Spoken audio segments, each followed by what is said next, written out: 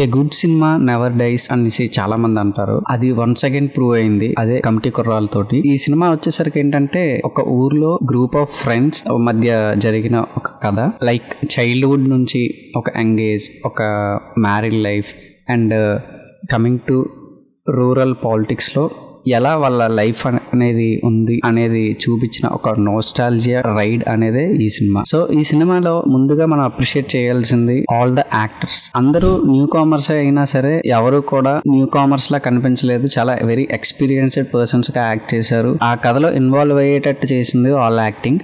నాకైతే అది చాలా బాగా నచ్చింది. అండ్ డైరెక్టర్ కూడా అంతే బాగా వాళ్ళందరినీ హ్యాండిల్ చేస్తూ చాలా పెద్ద సీక్వెన్సెస్ కూడా చాలా ఈజీగా, చాలా ప్లెజెంట్గా ఒక మంచి ఫీల్ గుడ్ సినిమా చూసామనే ఫీలింగ్ అనేది కలిగింది ఈ సినిమాతో. అయితే మెయిన్గా ఇక్కడ అప్రిషియేట్ చేయాల్సింది ప్రొడ్యూసర్ నిహారిక గారిని. ఎందుకంటే ఒక డైరెక్టర్ అనేవాళ్ళు కొత్త వాళ్ళు నియర్లీ ఒక 10 to 15 మెంబర్స్ న్యూ కామర్స్ని ఇంట్రడ్యూస్ చేస్తున్నారు.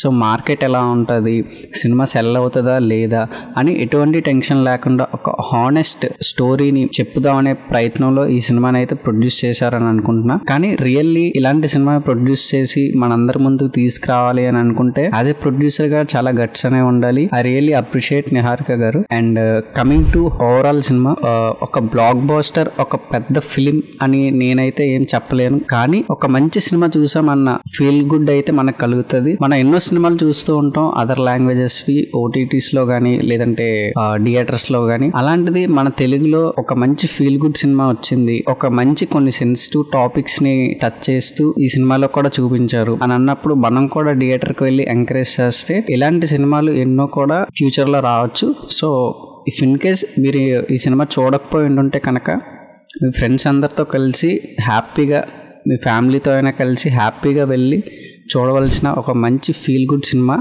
థియేటర్ నుంచి బయటకు వచ్చేటప్పుడు ఒక మంచి సినిమా చూసామన్న ఫీలింగ్ అయితే కలుగుతుంది. Trust me. ఇంతకు ముందే మీరు ఈ సినిమాని ఆల్రెడీ చూసుంటే కనుక మీకు ఎలా అనిపించింది, మీ పాయింట్ ఆఫ్ వ్యూ ఏంటి అన్నది కింద కమెంట్ చేయండి. ఇలాంటి మరెన్నో ఫిలిం రిలేటెడ్ వీడియోస్ కోసం మన ఛానల్ సబ్స్క్రైబ్ చేసుకోండి. Thanks for watching this video guys. Thank you.